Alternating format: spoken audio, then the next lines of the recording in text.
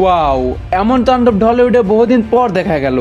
ইতিহাস কাঁপানো আয়ের শাকিব খানের বরবাদ সিনেমাটি এখন পুরো দেশের সিনেমা হলগুলোতে আগুন লাগিয়ে দিয়েছে। বিস্তারিত জানলে আপনার চোখও কপালে উঠবে। ষষ্ঠ দিনে মাল্টিপ্লেক্সে এই ইনকাম কমেছে কেন জানেন? কারণ শো সংখ্যা কমিয়ে দেওয়া হয়েছে। এর পেছনে নাকি রয়েছে সিনেপ্লেক্সেরই রাজনীতি। তবে 5 দিন শেষে বরবাদ সিনেমা মাল্টিপ্লেক্স থেকেই ইনকাম করে ফেলেছে 2,50,00,000-এরও বেশি। আর এখন পর্যন্ত সারা দেশে 120টা হল মিলে অফিসিয়ালি আয় হয়েছে প্রায় 25 কোটি টাকা, আর আনঅফিসিয়ালি শোনা যাচ্ছে 30 কোটিরও কাছাকাছি। অনেক সিনেমা হলেই তো এখন টিকিট না পেয়ে দর্শক পাগল পায়, কেউ তো টিকিট না পেয়ে কান্নাকাটি পর্যন্ত করছে। এত বেশি ক্রেজের সিনেমা বরবাদ কি 100 কোটির ক্লাব পার করতে পারবে? আপনার কি মনে হয়? অবশ্যই কমেন্টে জানিয়ে দিন।